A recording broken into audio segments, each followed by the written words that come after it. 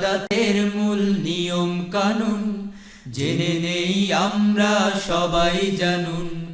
নিয়ম বুঝে নিয়ম মেনে ইবাদত করলে তার তালিমুল ইবাদাত জানার বোঝার মানার তাগিদ তালিমুল ইবাদাত। আসসালামু আলাইকুম ওয়া রাহমাতুল্লাহি ওয়া বারাকাতুহু। আলহামদুলিল্লাহি রাব্বিল আলামিন ওয়াসসালাতু ওয়াসসালামু আলা সাইয়্যিদিল মুরসালিন ওয়া আলা আলিহি ওয়া আসহাবিহি আজমাইন কামা সাল্লাইতু ওয়া সাল্লামতু ওয়া বারাকতু আলা ইব্রাহিম ওয়া আলা আলি ইব্রাহিম ইন্নাকা হামিদুম মাজিদ ওয়া বা'দ। সুপ্রিয় সুধী দর্শক, আশা করি সবাই ভালো আছেন, সুস্থ আছেন। সবাইকে সাদর আমন্ত্রণ জানাচ্ছি আপনাদের প্রিয় অনুষ্ঠান পবিত্র মাহে রমাদান উপলক্ষে মোহনা টিভির বিশেষ আয়োজন ইসলামী ব্যাংক তালিমুল ইবাদাত অনুষ্ঠানে। দর্শক, আপনাদের সাথে আছি আমি মোহাম্মদ মহিউদ্দিন গাজী। আর আপনাদের প্রশ্নের উত্তর দেওয়ার জন্য আমাদের স্টুডিওতে আছেন কারওয়ান বাজার, ঢাকা ঐতিহ্যবাহী আম্বরশাহ শাহী জামে মসজিদের সম্মানিত খতিব জনাব মাওলানা মুহাম্মদ মাজহারুল ইসলাম। আসসালামু আলাইকুম ওয়া রাহমাতুল্লাহি ওয়া বারাকাতুহু। ওয়া আলাইকুম আসসালাম ওয়া রাহমাতুল্লাহি ওয়া বারাকাতুহু। মোহতারাম, আপনাকে মোবারকবাদ জানাচ্ছি। Thank you. সুধী দর্শক, আমাদের সাথে সরাসরি অংশগ্রহণ করার জন্য টিভি স্কুলে দেওয়া ফোন নম্বরে ফোন করতে পারেন। এছাড়া SMS এর মাধ্যমে আমাদের কাছে প্রশ্ন পাঠাতে পারেন। আমরা রহমত, বরকত, মাগফিরাত ও নাজাতের মাস মাহে রমাদানের প্রথম পর্ব সম্পন্ন করেছি। দ্বিতীয় পর্ব শুরু হয়েছে আজ 11ই রমাদান। মাগফিরাতের অংশে আমরা পড়েছি। তো আসুন আমরা আলোচনা করব রহমত এবং মাগফিরাত। রহমত লাভে যদি আমরা শিক্ষিত হয়ে থাকি, ধন্য হয়ে থাকি, তাহলে আমরা মাগফিরাত কীভাবে অর্জন করব। বিশ্বনবী মুহাম্মদ রাসূলুল্লাহ সাল্লাল্লাহু আলাইহি ওয়াসাল্লাম ঘোষণা করেছেন, মান সামা রমাদানা ঈমানাও ওয়া ইহতিসাবান গুফিরা লাহু মা তাকাদ্দামা মিন যামবি। যে ব্যক্তি ঈমানের সাথে এবং ইহতিসাব বা আত্মবিশ্লেষণের সাথে সিয়াম সাধনা করবে, আল্লাহ তাআলা তার অতীতের তামাম গুনাহ মাফ করে দিবেন। মুহতারাম, আপনি যদি হাদিসের ব্যাখ্যা করেন এবং মাগফিরাত লাভের উপায়গুলো আলোচনা করেন। জি, ইন্নাল হামদুলিল্লাহ ওয়া সলাতু ওয়া সালামু আলা রাসূলিল্লাহ। আজকে আমরা মাগফিরাতে পদার্পণ করেছি যে মাগফিরাত আল্লাহ তাআলা আমাদেরকে দিতে চান, আমাদেরকে ক্ষমা করতে চান। আর আমরা ক্ষমা পাওয়ার জন্য কিন্তু এই দশকগুলো আল্লাহ তাআলা আমাদেরকে জন্য সাজিয়েছেন। মুহতারাম, একজন দর্শক আমাদের সাথে যোগ দিয়েছেন। আসসালামু আলাইকুম ওয়া রাহমাতুল্লাহ। আসসালামু আলাইকুম। আসসালাম। জি দর্শক, আপনার টেলিভিশনের ভলিউম কমে নেন। সাউথ আফ্রিকা থেকে আব্দুল মামুন। আব্দুল, জি বলুন। আমার প্রশ্নটা হচ্ছে, আমার এক বন্ধু ওনার খুব মাথা ব্যথা ছিল শুক্রবারে, আর কি গত শুক্রবারে। জি। থাকার পরে বাড়ির থেকে বলে ওরা ফোন করে কি বলছিল, বলার পরে খুব রাগে ছিল। রাগের মাথা এর ওয়াইফের নামা ধরে নেই, কিছু বলে নাই, শুধু রাগের মাথা বলছে যে নামে করে তালাক দিচ্ছে। কথা বলি 3টা শব্দ উচ্চারণ করছে। এখন এভাবে কি তালাকটা হয়েছে না হয় নাই? আর যদি হয়ে থাকে কি করা যায়? জি দর্শক, আমাদের সাথে থাকুন। আমরা কি এক মাগফিরাত সম্পর্কে? হ্যাঁ, মাগফিরাত আল্লাহ তাআলা তো ক্ষমা করতে চান। আর ইস্তেগফার এটা আসছে, এটার যে মূল ধাতু ইস্তিফআল, কামনা করা, মানে আল্লাহ তাআলার কাছে আমার ফরিয়াদ জানানো, আমার কামনা থাকা উচিত সর্ব অবস্থায় যে আল্লাহ তাআলা যেন আমাকে মাফ করে দেন। এটাই হলো ইস্তেগফার। আর ইস্তেগফার হলো এই যে এখন সময়গুলো চলতেছে মাগফিরাতের, ইস্তেগফারের সাথে মাগফিরাতের সম্পর্ক, যে বেশি বেশি ইস্তেগফার করা। রাসূল সাল্লাল্লাহু আলাইহি সাল্লাম দৈনিক অনেকবার ইস্তেগফার পড়তেন। তো সাহাবায়ে কেরাম রাসূল সাল্লাল্লাহু আলাইহি সাল্লামকে জিজ্ঞেস করলেন, হে আল্লাহর রাসূল, আপনি তো মাসুম, আপনার আগের গুনাহ মাফ, পরের গুনাহ মাফ, তারপর আপনি কেন ইস্তেগফার করছেন, কেন আল্লাহ তাআলার কাছে মাফ চাচ্ছেন? তো রাসূল সাল্লাল্লাহু আলাইহি সাল্লাম বলতেন, তোমরা কি তোমাদের কাছে কি আমি কি এই কথা প্রকাশ করব না যে আল্লাহ তাআলা আমাকে এত নিয়ামত দিয়েছেন, এই নিয়ামতের মোকাবেলা আমি আল্লাহ তাআলার কাছে কেন নৈকট্য লাভ করব না? তাহলে বোঝা যাচ্ছে যে ইস্তেগফারের মাধ্যমে নৈকট্যতা লাভ হয়, মাগফিরাতের মাধ্যমে নৈকট্যতা লাভ হয়। তো আল্লাহ তাআলার নৈকট্য লাভের যে একটা সুযোগ, অপার যে একটা সুযোগ, এই মাগফিরাতের দিনগুলোতে আমাদের এটাকে কাজে লাগাতে হবে। রাসূল করিম সাল্লাল্লাহু আলাইহি ওয়াসাল্লাম দৈনিক 100 বার বা 70 বার, দুটি বার, riwayat অনেক আছে। জায়গায় আসছে 70 বা 100 বার, 100 অধিক, বার, আরো অধিকও করতেন, জি, ইস্তেগফার হ্যাঁ, করতেন। অধিক করতেন ইস্তেগফার। এবং কি মানে আল্লাহ তাআলা তো একটা সূরাতেই ইস্তেগফারের কথা তো জি। ফাসাব্বিহ বিহামদি রাব্বিকা ওয়াস্তাগফির ইন্নাহু কানা তাওয়াবা, যেটা আমরা প্রায় সবাই মুখস্থ আছে আমাদের সূরা এটি মূলত যে রাসূল করিম সাল্লাল্লাহু আলাইহি ওয়াসাল্লাম মাসুম, মাসুম, নিষ্পাপ, তারপরও ইস্তেগফার করেছেন। ইস্তেগফার কেন তার মানে করছেন? আমাদের উম্মতের জন্য শিক্ষা, উম্মতের জন্য যে শিক্ষা, আমরা যেন বেশি হ্যাঁ, ইস্তেগফার পাঠ বিশেষ করি। করে করি। আসসালাম, আমার যদি জাকাতটা দেওয়া হবে কিনা? জি দর্শক আপনার নাম বলে প্রশ্ন করুন। আসসালামু আলাইকুম। ওয়ালাইকুম আসসালাম ওয়া রাহমাতুল্লাহি ওয়া বারাকাতুহু। ওয়ালাইকুম আসসালাম। পুলিশের কাউকে থেকে কষ্ট বলছিলাম। জি ভাইজান বলুন। আমার দুটি প্রশ্ন হলো, আজকে রমজান মাস পবিত্র, আমার বরকতের মাস। সেক্ষেত্রে যদি একজন বান্দা এই মাস থেকে, রমজান মাস থেকে বঞ্চিত হলে, রোজা রাখলেন না, এখন সে নামাজও করলেন না এবং বরং সে নাফরমানি কাজ করলেন, জি কিয়ামতের দিনে আল্লাহ তার জন্য কি খাবার ব্যবস্থা করছেন? আর দ্বিতীয় প্রশ্ন, আমার কাছে স্বর্ণ ছিল গচ্ছিত, সেই স্বর্ণ বিক্রি করে আমি টাকা কিনছি, আমার কাছে নগদ কোনো স্বর্ণ নাই, নগদ কোনো টাকাও নাই, সেক্ষেত্রে আমি জাকাত কি আমার বেলায় প্রযোজ্য হবে কিনা, এই সম্পর্কে আপনি কি বলবেন? জি কত স্বর্ণ আছে আপনার কাছে বলছেন? স্বর্ণ নেই বললো, আচ্ছা, পরিমাণ বলছেন? না নেই বললো, স্বর্ণ নেই। আচ্ছা, না থাকলে তো হবে। আচ্ছা জি ধন্যবাদ। আমরা ইস্তেগফার প্রসঙ্গে আলোচনা করলাম, আমরা প্রশ্নোত্তরে চলে আসি সরাসরি। জি। প্রথম দর্শক তো অনেক স্টেটমেন্ট দিয়েছেন, আমি সব বুঝতে পারিনি। তবে মূল বিষয় হচ্ছে তালাক প্রসঙ্গে। মূল প্রশ্নটি তার তালাক। আমরা তো এই তালাকের বিষয়ে বারবার বলেছি যে এটা খুব একটা সেনসিটিভ ব্যাপার ইসলামের। এই বিষয়টা উনি যেভাবে বলেছেন, আমরা আর একজন দর্শকের ফোন নিচ্ছি। আসসালামু আলাইকুম ওয়া রাহমাতুল্লাহ। আসসালামু আলাইকুম। ওয়ালাইকুম আসসালাম ওয়া রাহমাতুল্লাহ। জি দর্শক নাম বলে প্রশ্ন করুন। আমি ফরিদপুর থেকে বলছি, দিলওয়ার হোসেন। জি বলুন। হুজুর, আমার একটা প্রশ্ন ছিল, সেটা হচ্ছে আমি মেসে থাকি। জি তা আমরা মেসে থাকি 4 জন বন্ধু। জি তো এর মধ্যে একজন হিন্দু। জি তো যখন আমরা ইফতারি করি, ইফতারির আগে যখন আমরা ইফতারি তৈরি করি, জি তখন ওই হিন্দু বন্ধুটা আমাদের সাথে থাকে জি। এবং উনি আমাদের ওই ইফতারি বানানোতে সাহায্য করে। আচ্ছা তা এখন আমার প্রশ্নটা হচ্ছে যে উনি যে আমাদের সাথে এই যে সাহায্য করে, একসাথে খায়, জি। এর জন্য কি আমাদের কোনো রোজার সমস্যা বা ক্ষতি হবে কিনা বা জায়েজ আছে কিনা ইসলামিক দৃষ্টিতে? আচ্ছা আচ্ছা জি ভাই, আমাদের সাথে থাকুন, ধন্যবাদ। আমরা তালাক প্রসঙ্গে কথা বলছিলাম। যে আমরা তো এটা গতকাল আমার প্রশ্ন ছিল আমাদের এরকম। দর্শক আমাদের সাথে যোগদান করতেছেন, ফোনেতে আছে। আসসালামু আলাইকুম ওয়া রাহমাতুল্লাহ। আসসালামু আলাইকুম। আমি আগারগা তালতলা থেকে বলছি, মোহাম্মদ বিল্লাল হোসেন। জি বলুন। আগারগা তালতলা। জি জি জি জি, রোজা অবস্থায় ওই যে আমি একজন ডায়াবেটিস রোগী, জি তো রোজা অবস্থায় যদি নেই, ইনসুলিন নেই। ইনসুলিন। ইনসুলিন নিলে রোজা ভাঙবে কিনা প্লিজ? আচ্ছা জি দর্শক আমাদের সাথে থাকুন। আমরা আগেও বলেছি আসলে তালাক প্রসঙ্গটা লিখিত হওয়া দরকার, এটা স্থানীয় অভিজ্ঞ মুফতিদের উলামায়ে হওয়া কেরামদের কাছে দরকার। এই বিষয়টা টেলিফোনে লাইভ অনুষ্ঠানে সিদ্ধান্ত দেওয়া কঠিন। কঠিন। তারপরও তিনি যেভাবে বলেছেন আমরা থিওরিক্যাল জবাব দিতে পারি। থিওরিক্যাল এটা হতে পারে, যেভাবে উনি বলেছেন মাথা ব্যথার কারণে উনি বেহুশ ছিলেন কিনা।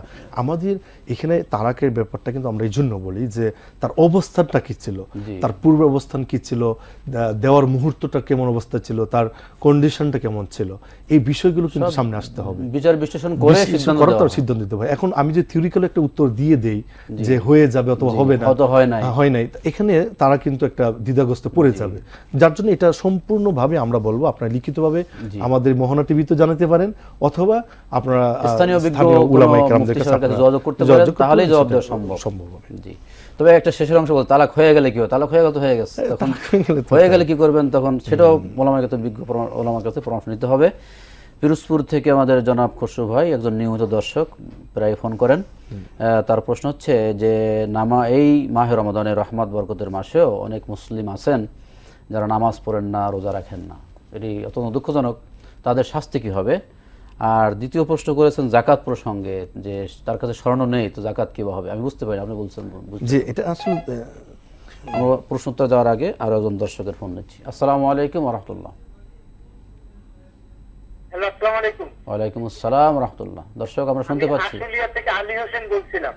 জি বলুন ভাই, বলুন। আমার প্রশ্নটা হলো যে বাড়ি ভাড়া থেকে যে টাকাটা আয় করা হয় জি। বা যে টাকাটা আসে, এই টাকার জাকাত দেয়া লাগবে কিনা? জি, আচ্ছা, ভালো প্রশ্ন, আমাদের সাথে থাকুন। জি, আমাদের নামাজ রোজা না করার শাস্তি। না, এটা তো শাস্তি মানে তো আমার ইমানই নেই। এই যে হাদিসটা যে বাইনাল আবদি বাইনাল কুফরি তারকুস সালাহ, বাইনাল মুমিনি বাইনাল আবদির বাইনাল কুফরি তারকুস সালাহ, মানে মুমিন ইমান এবং আপনার কুফর তার মধ্যে পার্থক্য হলো নামাজ। মানে যে ব্যক্তি নামাজ ছেড়ে দিল তার ইমানই নেই।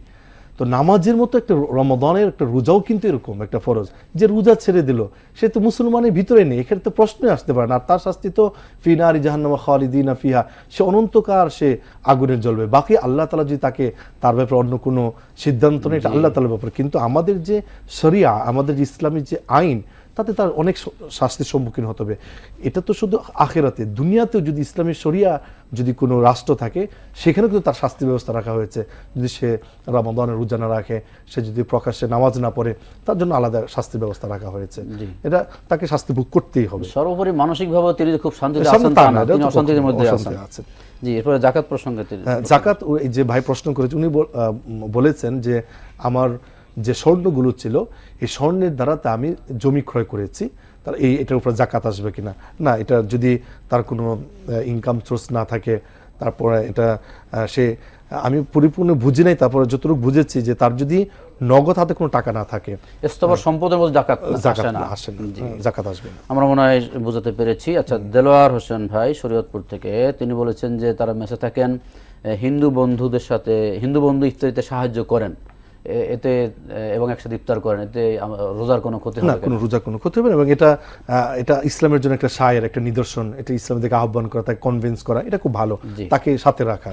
জি, ধন্যবাদ। আরো একজন ভাই প্রশ্ন করেছেন তালতলা থেকে, তিনি ডায়াবেটিসের রোগী, ইনসুলিন নিলে রোজা অবস্থায় রোজা ভাঙবে? হ্যাঁ, বিল্লাল হোসেন, উনি আগারগা তালতলা থেকে প্রশ্ন করেছেন। হ্যাঁ, ইনসুলিন নিলে রোজা ভাঙবে না, এবং আমাদের এখনকার উলামায়ে কেরাম তো এই কথা বলেছেন যে ডায়াবেটিস রোগীদের জন্য ইনসুলিন না নেওয়াটা যদি ক্ষতিকারক হয়, বরঞ্চ এটা রোজার জন্য ক্ষতিকারক হবে, নেওয়াটা উত্তম। কারণ তার ইনসুলিন যদি সে না নেয় তাহলে রোজার তার অনেকটা আঘাত আসতে পারে রোজা, এই জন্য ইনসুলিন নিলে তার রোজা ভাঙবে না। আসসালামু আলাইকুম ওয়া রাহমাতুল্লাহ। আসসালামু আলাইকুম। ওয়ালাইকুম আসসালাম। দর্শক শুনতে পাচ্ছি, নাম বলে প্রশ্ন করুন। আমি গুলশান থেকে তানভীর বলছিলাম। জি ভাইজান, বলুন। কোন ইসলামিক টিভিকে জাকাত দেওয়া যায় আছে কিনা, আমার প্রশ্ন শেষ আর কি। যেমন ফেস টিভিতে অ্যাড দিতেছে যে তাদেরকে জাকাত দেওয়ার জন্য, এখন কোন ইসলামিক টিভিকে কি জাকাত দেওয়া যাবে? ধন্যবাদ, সাথে থাকুন। আমরা পরবর্তী প্রশ্নে আসি। জনাব আলী হোসেন আশুলিয়া থেকে, বাড়ি ভাড়া থেকে যে এই টাকা আসে, হ্যাঁ, এটা যদি আরো একজন দর্শক যোগ দিলেন। আসসালামু আলাইকুম ওয়া রাহমাতুল্লাহ। হ্যালো, আসসালামু আলাইকুম। ওয়ালাইকুম আসসালাম ওয়া রাহমাতুল্লাহ। জি দর্শক শুনতে পাচ্ছি। আমি আফিজউদ্দিন, ঢাকার ডেমরা থেকে বলছি। জি ভাইজান, বলুন। আমি আজকে মহতারাম কাছে প্রশ্ন রাখতে যাচ্ছি। জি, জাকাতের টাকা দিয়ে জনহিতকর কাজ, রাস্তা ঘাট, ড্রেন, কালভার্ট, এটা করা যাবে কিনা? জি, ভালো প্রশ্ন, সাথে থাকুন। আর রোজা রাখা অবস্থায় টুথপেস্ট ব্যবহার করা যাবে কিনা? টুথপেস্ট, জি দর্শক ধন্যবাদ। জি মোহতারাম, আমরা বাড়ি ভাড়ার টাকা দিয়ে, ওটা যদি নেশাব পরিমাণ চলে আসে, বাড়ি ভাড়ার যে ইনকাম সোর্সটা যদি নেশাব পরিমাণ আসে এবং 1 বছর পরে যদি নেশাব পরিমাণ থেকে যায়, এটার উপর জাকাত আসবে। জি, জাকাত আসবে। বাড়ি ভাড়ার টাকা তো আপনার ইনকামের টাকা, নিজের টাকা। তানভীর, জনাব তানভীর গুলশান থেকে, এই যে কোনো টেলিভিশন চ্যানেলকে জাকাত দেওয়া যাবে কিনা, বিশেষ করে পিস টিভির নাম তিনি বলেছেন। হ্যাঁ, এটা যদি ওনারা যদি নির্দিষ্ট খাতে ব্যবহার করেন এবং এটা যদি নির্দিষ্ট থাকে, এবং এটা যদি উনি এটাকে সবার সামনে যদি ওপেন করে দেন এবং এটা যিনি দিবেন ওনার সামনে যদি বিষয়টা ওপেন থাকে, তাহলে দেওয়া যাবে, তারা যদি এটাকে যথাযথ ব্যবহার করে। ধন্যবাদ। জনাব হাফিজউদ্দিন ভাই ডেমরা থেকে, জাকাতের টাকা দিয়ে রাস্তাঘাট এবং জনকল্যাণমূলক কাজ ওটাতে করা যাবে না। এই জন্য জাকাত, প্রথম শর্ত হলো আমি যাকে জাকাত দিব তাকে মালিক বানানো প্রথম শর্ত। কারণ জাকাত দেনেওয়ালাকে, যিনি গ্রহণ করবে, তাকে মালিক বানানো শর্ত টাকার। যার জন্য আমি যদি এটা দিয়ে যদি রাস্তাঘাট করি, তাতে এটা কোনো মালিক হলো না, মালিক বানাতে হবে। তারপর উনি যদি এটাতে খরচ করে, এটা ভিন্ন বিষয়, কিন্তু আমি এই টাকা দিয়ে রাস্তাঘাট করতে পারি। ধন্যবাদ। একজন দর্শক যোগ দিয়েছেন। আসসালামু আলাইকুম ওয়া রাহমাতুল্লাহ। জি দর্শক, আপনার নাম বলে প্রশ্ন করুন। আমি আব্দুর রশিদ বলছিলাম। জি বলুন। সাভার থেকে। জি বলুন। ভালো আছেন আপনারা? আলহামদুলিল্লাহ, আল্লাহর মেহরবানি। বলুন, আপনি প্রশ্নটি করুন। আচ্ছা, আমি তো আপনাদেরকে দেখতে পাচ্ছি। জি, আমার প্রশ্নটা হচ্ছে যে বেঁচে নামাজ সংক্রান্ত। সালাতুল বিতর, জি বলুন। বেঁচে নামাজে দোয়া কোনো তো যে কেউ যে পরে একটা আল্লাহ হাদাইনি ফিমান হারাইটা, আচ্ছা, তো আপনি ফিমান আসাইতে ওয়া তাআল্লানি ফিমান তাআল্লা, জি জি জি বলুন। আমরা পরে আবার আল্লাহ মেন্দালাস্তাইনুকা ওয়া নাস্তাগফিরুকা। জি, প্রশ্ন কি আপনার? আচ্ছা, এখন আমি যদি এই দুইটা দোয়াই পড়ি তাহলে কি আমার সব বেশি হবে নাকি? আচ্ছা আচ্ছা, জি ভালো প্রশ্ন। দর্শক সাথে থাকুন। মহতারাম, জাকাত নিয়ে, জাকাত তো আসলে অনেক বড় বিষয়, ভালো প্রশ্ন। আরো একজন দর্শক যোগ দিয়েছেন, নিতে হচ্ছে প্রশ্ন। আসসালামু আলাইকুম রহমতুল্লাহ। হ্যালো, আসসালামু আলাইকুম। ওয়ালাইকুম আমি আসসালাম। রংপুর থেকে বলছি। জি বলুন। আমার নানির কিছু জমি ছিল, সেই জমিগুলো বিক্রি করে দিয়ে সেই টাকাটা সে ব্যাংকে রেখে দিয়েছে। জি, এখন সে ব্যাংকে, ইসলামী ব্যাংকে রেখে দিয়েছেন, কিন্তু হ্যাঁ। সেই ব্যাংক থেকে যে টাকাটা রাখা হয়েছে সেটার উপর কি জাকাত হবে? আর সেই জাকাতটা সে কোথায় থেকে দিবে? তার আর কোনো ইনকাম সোর্স নাই, সে ওই জি, জি, ইন্টারেস্টটা জি। যেটা পাচ্ছে সেখান থেকে কি দিতে পারবে? জি আর দর্শক, আমার আরেকটা প্রশ্ন আছে যে আমার বাবা মারা গিয়েছেন, জি আমার বাবার যে টাকা সেটা আমরা ব্যাংকে রেখে দিয়ে সেই ব্যাংক থেকে যে টাকাটা আমরা ইন্টারেস্ট পাচ্ছি হ্যাঁ সেটা দিয়ে আমরা আমাদের সংসারের খরচটা চালাই। হ্যাঁ, তাহলে সেই টাকাগুলোর উপর জাকাতটা যে হবে কিনা এবং হলে আমরা কোথায় থেকে দিব? জি জি ধন্যবাদ। দর্শক সাথে থাকুন। আমরা মুহতারাম সময়ের শেষে দিকে চলে আসছি, আমরা যদি খুব সংক্ষেপে জবাব চেষ্টা করি। হাফিজ ভাইয়ের প্রশ্ন এসে গেছে। জাকাতের মূল অর্থ হচ্ছে নির্দিষ্ট খাত যেটা আল্লাহ তাআলা দিয়েছেন সেই খাতেই দিতে হবে, সেই খাদিতেও এবং মালিকানা রাস্তাঘাটে যাওয়া করা যাবে না। আর একটা টুথপেস্ট ব্যবহার করা যাবে কিনা? হ্যাঁ, ব্যবহার করা যাবে যদি ভিতরে না চলে যায়। জি, আমরা আব্দুর রশিদ ভাই সাভার থেকে সলাতুল বেতরের নামাজে দুটি দোয়াই আছে, হ্যাঁ, নামাজটা হলো দোয়া, বেতরটা হলো দোয়া। দুটি পড়তে চাইলে কোনো অসুবিধা নাই, সমস্যা আরো নেই। সব ভালো পাওয়া যাবে। জি ধন্যবাদ। রংপুর থেকে এইমাত্র আমাদের একজন বোন ফোন করলেন, ভালো প্রশ্ন, যে নানির জমির টাকা বিক্রি করে ব্যাংকে রেখেছেন, সেখান থেকে যে টাকাটা আসে এটার জাকাত হবে কিনা? হ্যাঁ, সেটা যদি নিসাব পরিমাণ হয়, যেটা রেখেছে হবে। সেটা এবং যেটা আসে সেটা দুটোর উপর জাকাত জি, হবে। এরপরে আরো একটি প্রশ্ন উত্তর দেব। একজন দর্শক যোগ দিলেন। আসসালামু আলাইকুম রহমতুল্লাহ। আসসালামু আলাইকুম। ওয়ালাইকুম আসসালাম রহমতুল্লাহ। হুজুর, আমার একটা প্রশ্ন, রোজা রেখে মিউজিক্যাল গান শুনলে তা কি রোজার উপর কোনো প্রভাব পড়বে কি? বললে একটু খুশি হতাম। আচ্ছা, জি দর্শক, বাবা ওই প্রশ্নটা সেম প্রশ্ন, যে বাবার টাকা যেটা ব্যাংকে আর আছে যদি সেটা নিসাব লভ্যাংশ পরিমাণ আসে। সেটা জাকাত আসবে, দিতে হবে। কিন্তু আরো একটু অংশগ্রহণ করছে, কিভাবে টাকাটা দিবেন? টাকা তো ব্যাংকে আছে না, এটা তো আমার নিজের, কারণ এটা তো ব্যাংকে থাকলেও আমার এখান থেকে যে মালিকানা কোনো আমার। মালিকানা আমার, ওই টাকা থেকে জাকাত দিতে হবে। এই টাকা জি, থেকে জাকাত দিতে হবে। আমাদের মনে হয় সর্বশেষ প্রশ্ন, এই যে রোজা রেখে মিউজিক্যাল গান শুনলে কি রোজার ক্ষতি হবে? ভাই, আল্লাহ তাআলা কোরআনে বলে ইন্না সামা ওয়াল বাসরা ওয়াল ফুআদ কুল্লু উলাইকা কানা আনহা মাসউলা, যে তোমার কানের, তোমার চোখের, তোমার অন্তর সবকিছু ব্যাপারে আল্লাহ তাআলা তোমাকে জিজ্ঞেস করবে। তাহলে তুমি রোজা রেখে কান্দারাতে তুমি মিউজিক্যাল গান শুনছো, অবশ্যই আল্লাহ তাআলা কিয়ামতে তোমাকে কানের ব্যাপারে জিজ্ঞেস করবে। হুঁশিয়ার হওয়া উচিত। জি এবং মোহতারাম, আপনাকে অনেক অনেক ধন্যবাদ জানিয়ে অনুষ্ঠান শেষ করতে হচ্ছে। শেষে চলে এসেছি আমরা। দর্শকদের প্রশ্ন সুন্দর জবাব দিয়েছেন, জাযাকাল্লাহু খাইরান ফিদ দারাইন। জাযাকাল্লাহু খাইর। সম্মানিত সুধী দর্শক, আপনাদেরকে অনেক অনেক মোবারকবাদ। রহমত, বরকত, মাগফিরাতের মাস মাহে রমজান চলছে। ইফতারির পূর্ব সময়ে আপনারা আমাদেরকে দেখছেন, আমরা আপনাদের প্রশ্ন উত্তর চেষ্টা করেছি। আপনাদের জন্য আমরা দোয়া করি, আমাদের জন্য আপনারা দোয়া করেন। আল্লাহ সুবহানাহু ওয়া তাআলা আমাদেরকে রহমত লাভে সিক্ত করুক, আমার মাগফিরাত লাভে ধন্য হই, সেই প্রত্যাশা করে, সেই কামনা করে আপনাদের সকলকে মোবারকবাদ জানিয়ে আজকের মতো এখানে বিদায় নিচ্ছি। দেখা হবে আগামীকাল একই সময়ে। সে পর্যন্ত ভালো থাকুন, সুস্থ থাকুন। আল্লাহু খায়রুল হাফিজিন। মা আসসালাম। আসসালামু আলাইকুম ওয়া রাহমাতুল্লাহি ওয়া বারাকাতুহু। ইবাদতের মূল নিয়ম কানুন জেনে নেই আমরা সবাই জানুন। নিয়ম বুঝে নিয়ম মেনে ইবাদত করলে তার তালিমুল ইবাদাত জানার বোঝার মানার তাগিদ তা